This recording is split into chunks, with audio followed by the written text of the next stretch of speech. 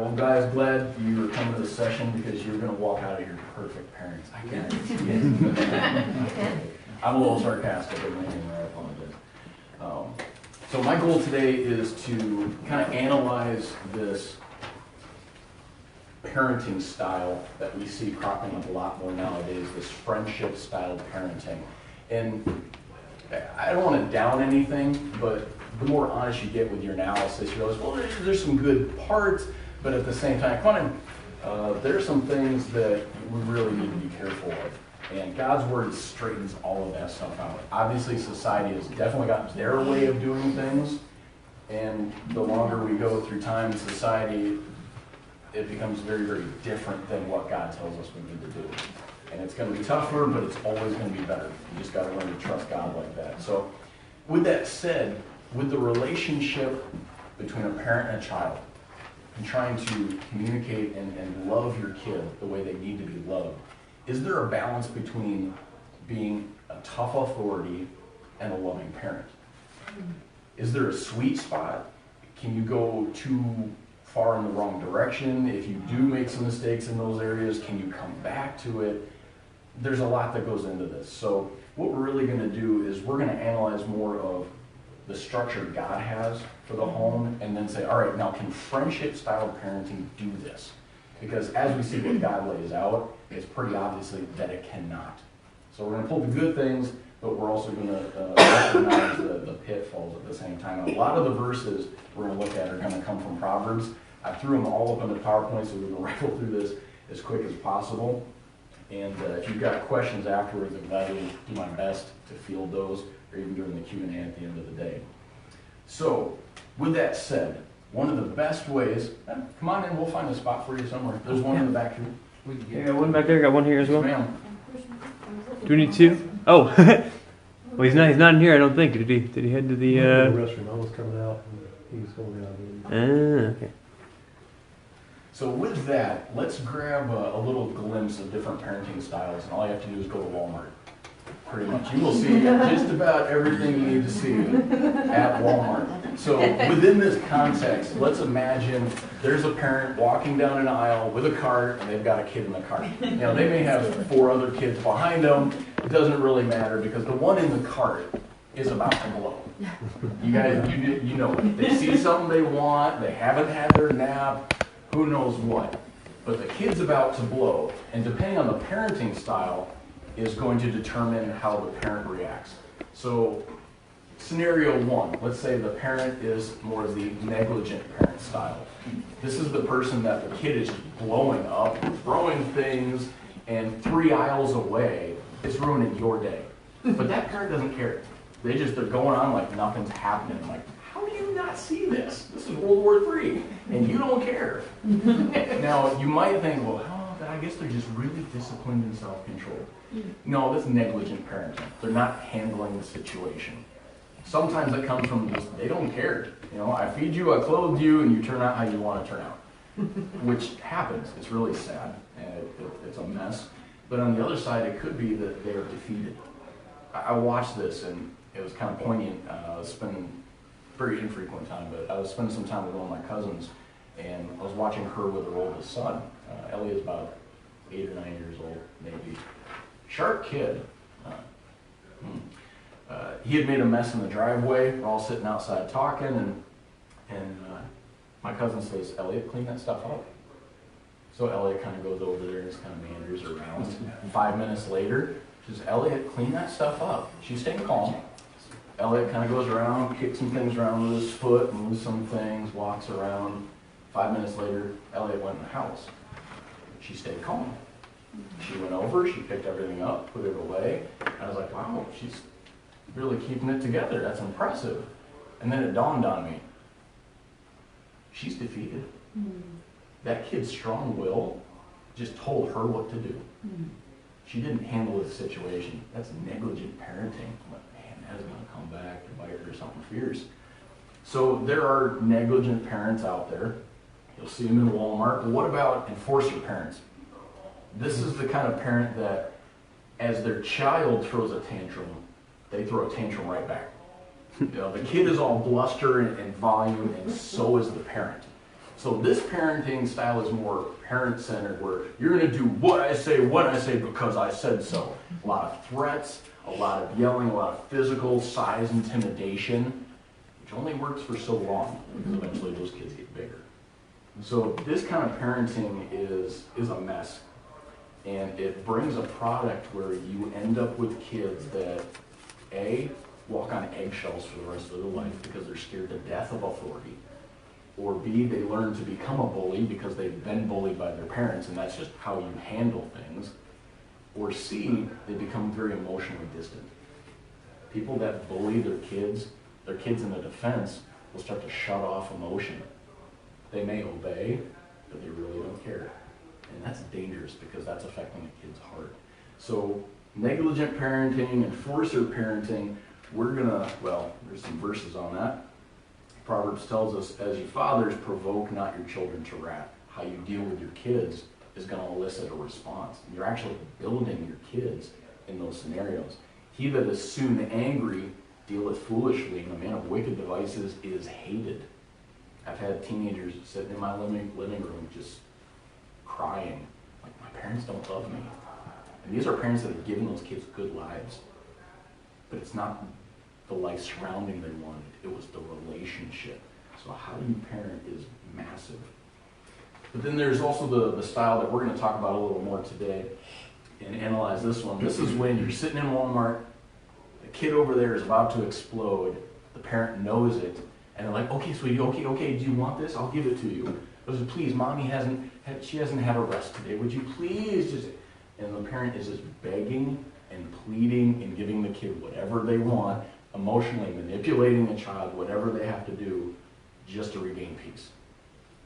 This is the more friendship style because they're so focused not on themselves as a parent, but on the child and just keeping peace and making the child happy. That is a definite style that you're seeing more and more nowadays. And these are the parents that will do anything from pleading and bribing and manipulating their child. They, more than anything, will avoid punishment, physical punishment especially. Well, I love my child, I just wouldn't do that.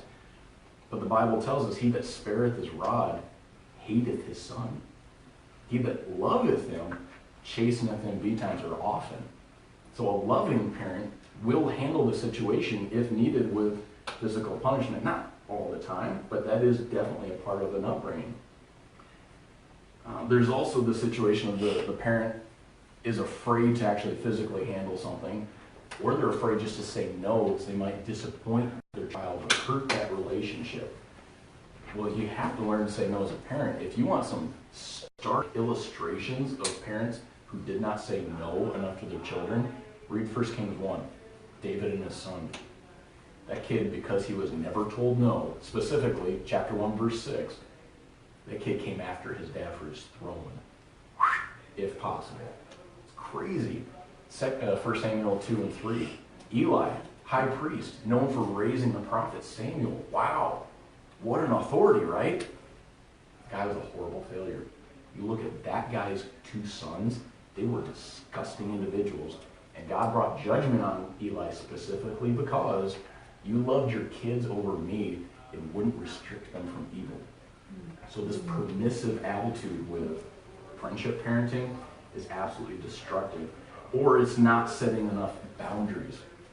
Not giving the kid enough no and giving them way too much yes. So this friendship parenting, I think, comes out of a genuine heart. That's why I'm glad we're focusing on this style today, because these folks have the most potential. They really want to do well for the kids. They just don't know how. Because the biblical way to parent is tough. Let's be flat on it. It is not for the weak of heart. It is one of the most difficult jobs you're ever going to do. But it's going to be one of the most worth it. Parents that friendship style their kids end up with snowflake. And my kids always laugh because we use the term snowflake a lot in my house. These are these selfish, mean-minded, emotionally oversensitive brats that the world literally revolves around them. And these are the kids that have no concept of authority. And that's dangerous. You've got to have that concept to succeed in life.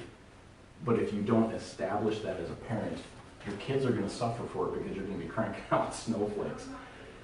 So of all these parenting styles that don't work, they could come because of different reasons. Either the parents are just lazy, or they're ignorant. Their own upbringing was vastly different. They're just doing what they were given, or they just don't know how yet. Whether it's because of fear, because they're just so desperate to keep a good relationship in their life that they want to protect their children. A lot of it honestly boils down to selfishness, because parenting is hard. You've got to make hard decisions and hard actions and stand by them. And a lot of that laziness or fear or ignorance comes out of, I just want to protect myself.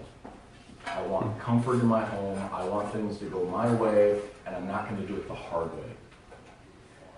Well, it's not going to work real well for you as a parent, because parenting is going to be difficult. But thankfully, God gives us an awesome structure that works. Now, some people will say, well, you go to that verse in Proverbs, train up a child in the way he should go, and when he is old, he will not depart from it. That is a maxim. That is a general principle that applies 95% of the time. It is a truth, but it does not always turn out that way. It is your job as a parent to give them the best setup by God's direction that you possibly can, and then it's up to your kid to take it. That's a heartbreaker for kids that reject an awesome upbringing, but welcome to life in a world full of sinners. But with that said, God gives us the structure to set things up as positively as possible, as successfully as possible. So we're going to look more at God's structure, and as you go through, say, all right, can a friend do this? Or can an authority accomplish this? God gives us very clear responsibility within Scripture as a parent. And these words which I command thee this day shall be in thine heart. So it's got to start with us as a parent. And thou shalt teach them diligently unto thy children. So what's in your heart, you pass on to your kids. So how do you do that? Within what context? Well, life.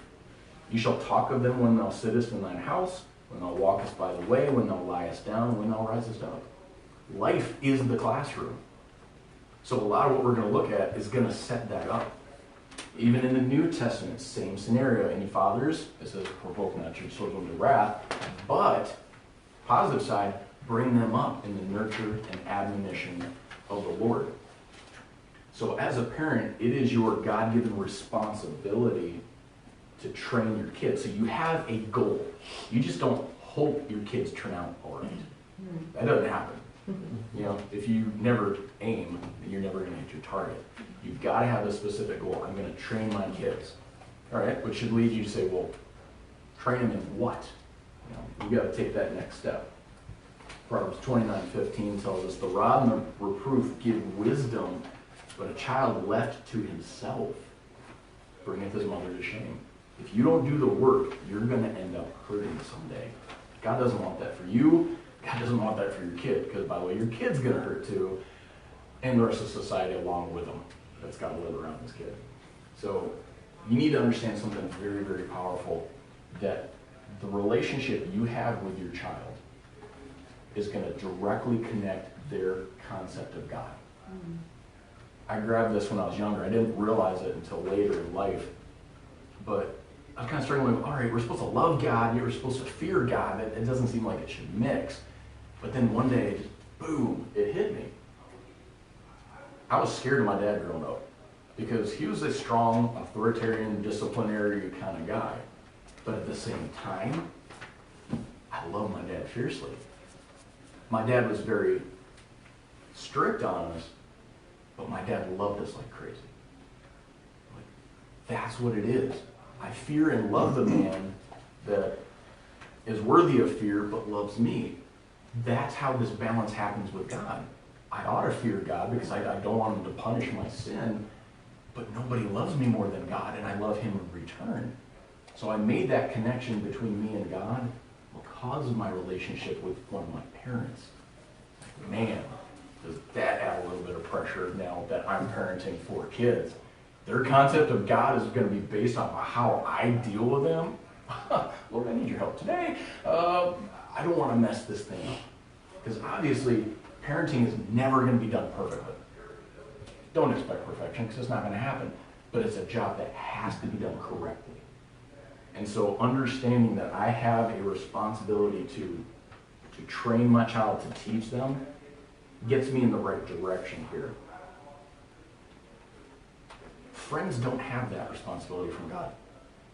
I mean, friends can be of powerful use in your life, but where did God put the responsibility to train a child?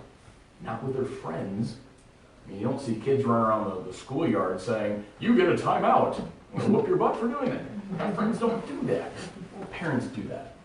So you've been given a responsibility, and therefore, because you have the responsibility, you have the authority to do it. You got God's backing. You've got a position, and you need to do that.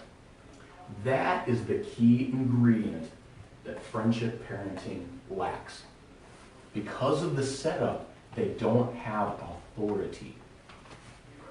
That's tough, because that means there's going to be some butting of heads. There's going to have to be, hey, I'm taking you in a direction, and because I am who I am, this is where we're going. And I understand you don't want to go there, but you're the kid. Now, a friend would be like, wow, that's a different relationship. But as a parent, you have that authority. A friend does not. So the key is to establish your position as an authority for those little sinners that God has put in your home. You're a sinner, they're a sinner, there's going to be some butting of heads. How do you work this out? It's not always easy. But again, God says, all right, you're in the right direction. Here's what I want you to focus on. Focus on their heart. That's your next blank. Proverbs 4:23, love it. Keep thy heart with all diligence, for out of it are the issues of life. Everything your kid's going to go through is going to get bounced off their heart. How people treat them, situations in life, things going on inside their own thinking and feeling, it's all going to be a reflection of what's in their heart. So if you train the heart, you're setting them up for success in life. If you miss the heart, you do a massive disservice to your kid. You really didn't prepare them. You can put designer clothes on them, take them on Hawaiian vacations, fantastic home, best education, all the wonderful, loving affirmation ever. But if you miss their heart, you've actually not prepared them for life. It's massive. So that's what God focuses on. I love it how the writer of Proverbs says, my son, give me thy head. No. Give me thy pocketbook. No. Give me thy work ethic. No. Give me thine heart. And let thine eyes observe my ways. You've got to reach the heart. See, obedience out of a kid, that's just a given. But now you've got to work on their attitude. Their attitude screams what's in their heart. That's what you've got to be looking at. Now, the first is a given. The second is what you focus on. Focus heavily on their attitude because you're after their heart. You can do all the right things as a parent in disciplining your child and training your child, but you got to watch them for the reactions. It's one of the best pieces of parenting advice I ever got from a pastor. He's like, when I have to deal with my boys, and you had a number of them, we'd go in, talk about the infraction. Yes, they did it. We'd deal out the punishment, and then afterwards, I watch them. Because I want to see that kid physically, with their actions, with their eyes, they're broken and repentant. Have a hug afterwards, and encourage them, and then go on their way. But if I have to deal with my kid and they just stand there, they took the punishment, oh, you know their heart is still stubborn. You know that the punishment has not done its job. You've got to focus on the heart. I've had to deal with that with my own 4 kids. And at different times, it's like you just hit a peak of stubbornness. But if you focus on the heart and you win that heart, then the child's whole spirit submits. It's a beautiful thing, but it is hard to do it. So we're going to keep going. There's so many rabbit trails I'd like to go on. I'll do my best to get through this. So here's the concept. It is not a concept of, am I balancing being a tough parent and a loving parent? There is no magical sweet spot. So get rid of the scale concept in your mind. That's not parenting. The parenting concept you need is one of layering a foundation.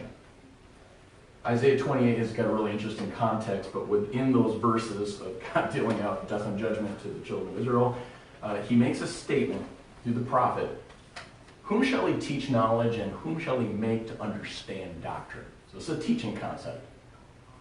Them that are weaned from the milk and drawn from the breasts, young children. For precept must be upon precept, precept upon precept, line upon line, line upon line, here little, there little, is the slow layering of a foundation in that child's education. You don't get that quick by being their buddy. You get that long term by being their authority and their parent. It's tougher to do. But here's a way of looking at it, maybe to be a little more helpful. God has given you the responsibility to train your children. Therefore, you have the authority to do so. Friends aren't given the responsibility, therefore friends don't have the authority.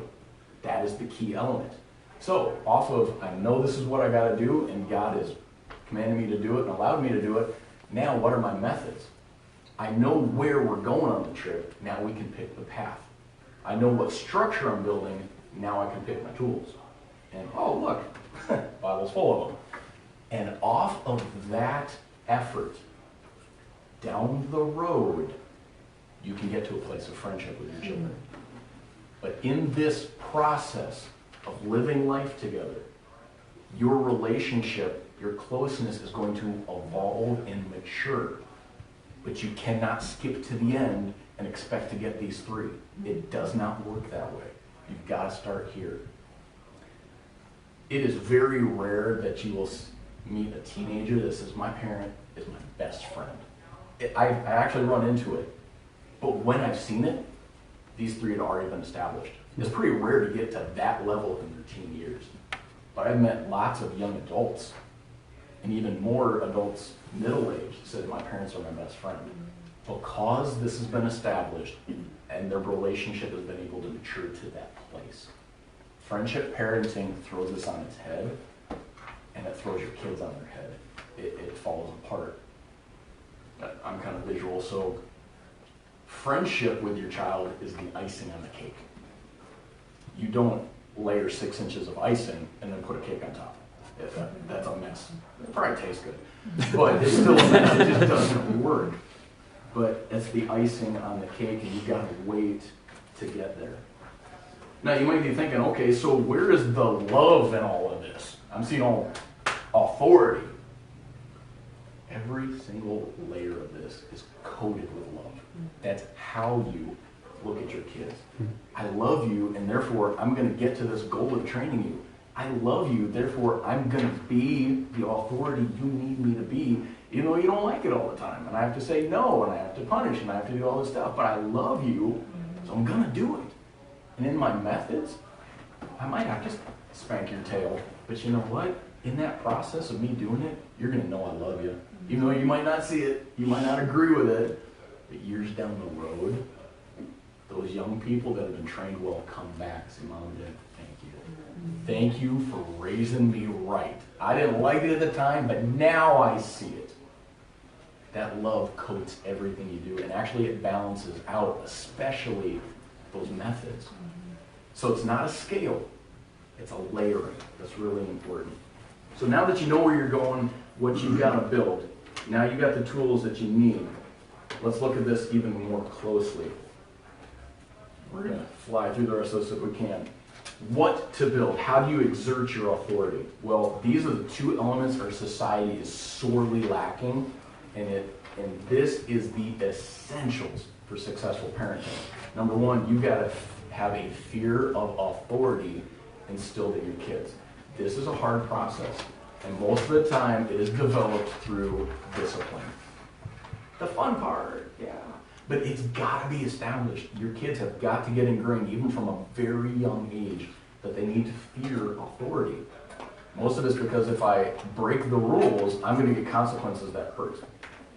Yeah, welcome to life. Try not paying your taxes. You know, really.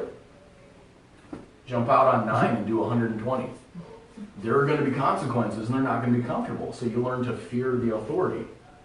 Now, in Proverbs 14:6, this is a wise man feareth and departeth from evil, but a fool rages and is confident. Fools aren't, do what I want, I don't care, you don't scare me. Really? You know, the police officer may not scare you, but I bet your Bubba in jail is going to scare you when you lock him in the cell with him. You know, something's going to cause you to fear eventually, but a wise man's like, dude, I'm scared of breaking those laws. That happened to me, I'm not jailbait. You know, that's the mindset that you've got to build even in your little ones. The fear of the Lord is the beginning of wisdom. You start with a proper fear of God, and all of a sudden, now He can teach you stuff. That is vital. It's hard to set up, though. Even your little ones. We had little Sophia sitting in here with Liz. My wife Liz, not that Liz. My wife Liz and I started disciplining our kids when they started crawling. And I had a situation with Andrew, my oldest. We did a lot of that boy. Feel bad. Grace of God, he's a good kid. He was crawling toward an outlet one day, and it was just me and him at home. I said, Drew, no touch. That little goober can't talk and can't reason, but he looked at me, looked at the outlet, he crawled a couple more times, said, Andrew, no touch. He looked at me, he looked at the outlet, crawled a little farther, and I popped his butt. Now, there's like that much padding in those diapers and that much collie butt under, and it's not going to hurt him, but it shocked him, like, whoa, wait a minute, there are consequences for my decision to move toward that outlet. We didn't go through the virtues of electricity. He's a little kid.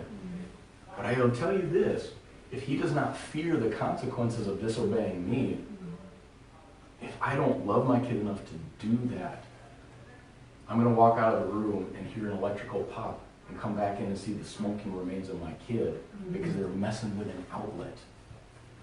I'm willing to spank my kids because they ran out into the road to get a ball. Why? Because I don't want them to get hit by a car and die. There's certain lessons you only get one shot at. And so I want to establish it with my little one. You fear authority. I don't have to explain why you need to. You just need to at this point. As they get older, now I can reason with them a little bit more. You know, they may be in middle school. Say, look, you knew our rule. Did you break it? I want to hear them say, yes. All right, you know what the consequences are. You deal out the consequences. Now, are you going to do this again? Let's reason through this. Why is it important that you learn this rule? You can do thinking process later, but you have to establish the fear of authority when they're early. This is one of the main problems with our society right now. We heard earlier, the fear of authority is not there. I blame parents for that.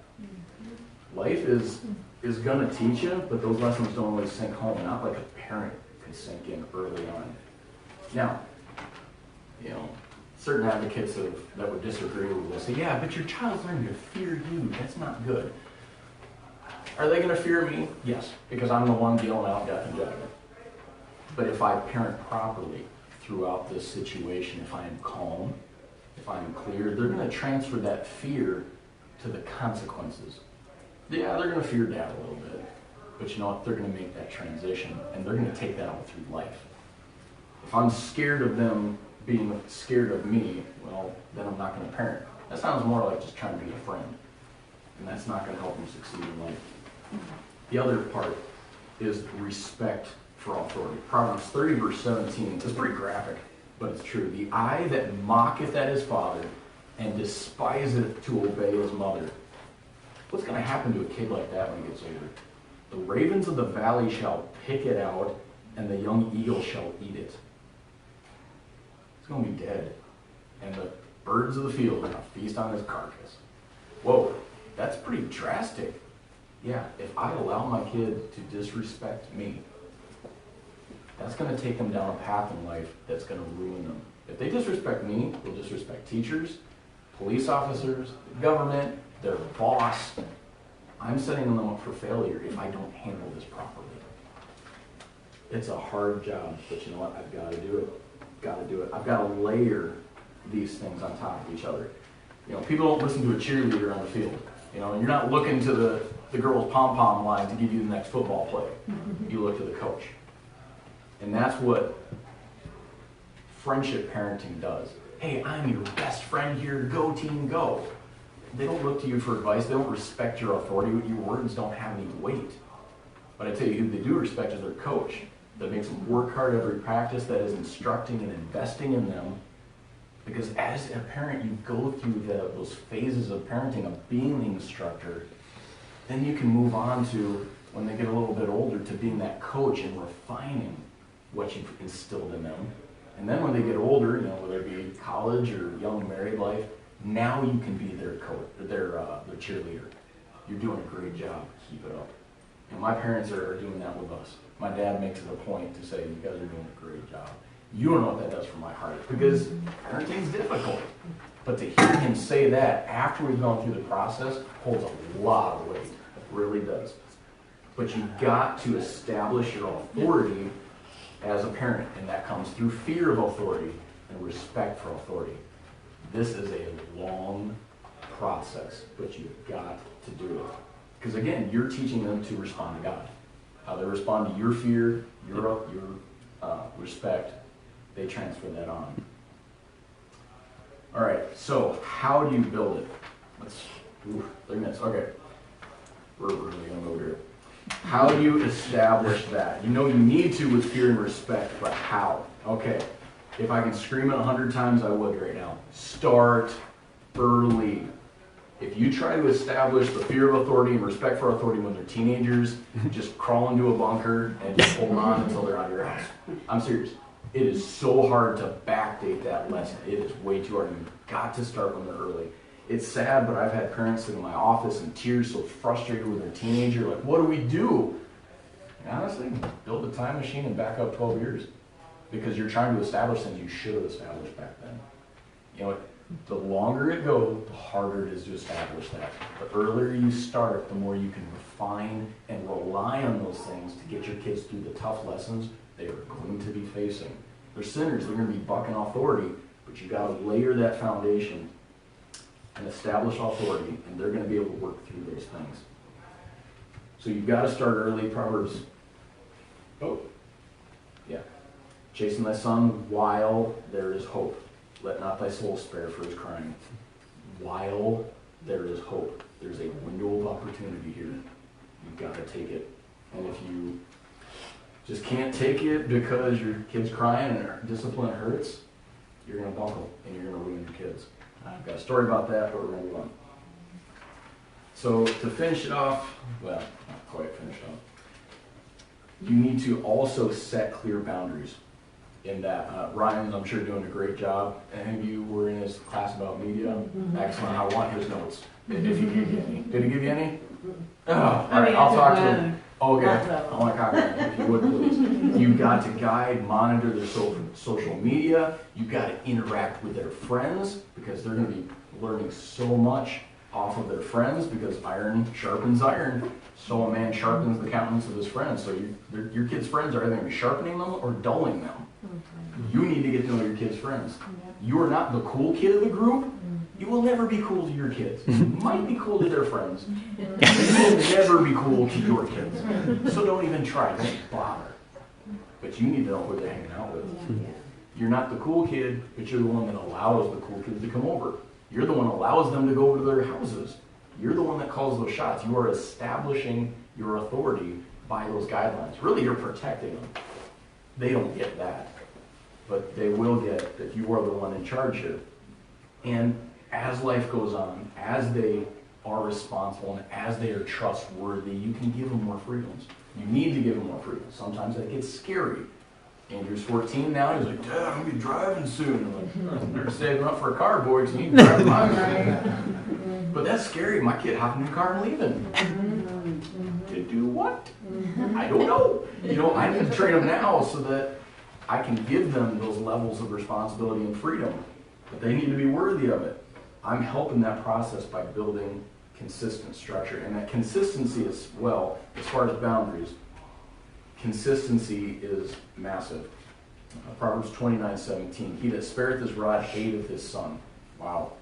Correct thy son, and he shall give thee rest. He shall give delight unto thy soul. That comes later on after you've gone through the correction process. Being consistent with discipline is so hard sometimes because you feel like an ogre. I'm always on my kids. But you have to. You have to. And tell my kids now, if I don't do this now, the police are gonna have to try later. You guys don't understand it. It does not feel good, but I love you and I have to. Otherwise, you're gonna grow up to be a cripple. And I can't let that happen. I love you too much. You've got to be consistent. If you are inconsistent, a kid doesn't know when they're going to get in trouble for doing wrong and when they're not going to get in trouble. So they now start to think, well, if I do this, I might not get in trouble for it. Mom and Dad might not care at this time. So they'll try to push the boundaries. If they know for a fact, my folks are consistent. If I do this, I'm going to get hammered. That kid has got an excellent reasoning system. That's what you've got to consistently do. And as a caveat on the side, make sure you do it calmly. Discipline must be done calmly. If they're scared of your bluster, they're not getting your point. You need to be calm. This is your choice, and this is the consequence. So that it keeps it on them, not on you. If you lose your cool, you're probably going to discipline too hard as well. And that cannot happen. Gotta be careful of that. All right, move on. You also need to be a parenting team. That is really important. This becomes very difficult. As Pastor Bouchard said earlier, those kids are going to try to divide and conquer. That happens because they're sinners. And my kids found out quick, that is a death sentence. If one of the parents already said, no, don't you dare go and ask the other one. Because it may not be chicken wings with me from taking a nap. If I'm about out, I don't know what I'm saying. I literally don't. My kids will ask me then, and I just like, yeah, I'll buy you a car. Let me take my nap. You know, that's bad. But in situations where you have a split home, that's a little harder to talk. And I was interviewing a lot of different parenting couples, and my brother-in-law, being divorced and remarried, godly guy, I love him to death. He's like, Ryan, one of the things we face with our daughter is I'm the tough parent. She comes over here, and I'm her stepdad, and I have to say no to stuff. But then she's like, well, fine, I'll just go to my dad's house. He's like, it is hard not to get bribes or to manipulate to get affection to be the cool parent. He's like, you can't do it. That meant a lot coming from him. He's trying to do his best. But you've got to be on the same page as a couple. You have to. All right, you also, in order to establish the relationship side, because this process is difficult. It's hard to be a parent. It's hard to be a kid sometimes. But this is a family dynamic. One of the best ways to establish a good relationship with your kids is through communication. Communication all the time. Let me get that up there for you. This really paves the way for an essential element in their teen years. They need to be able to talk with you and bounce stuff off of you. But if you don't establish that they can come to you, and you're not going to freak out when they do, then they're not going to come to you because they're going to be scared.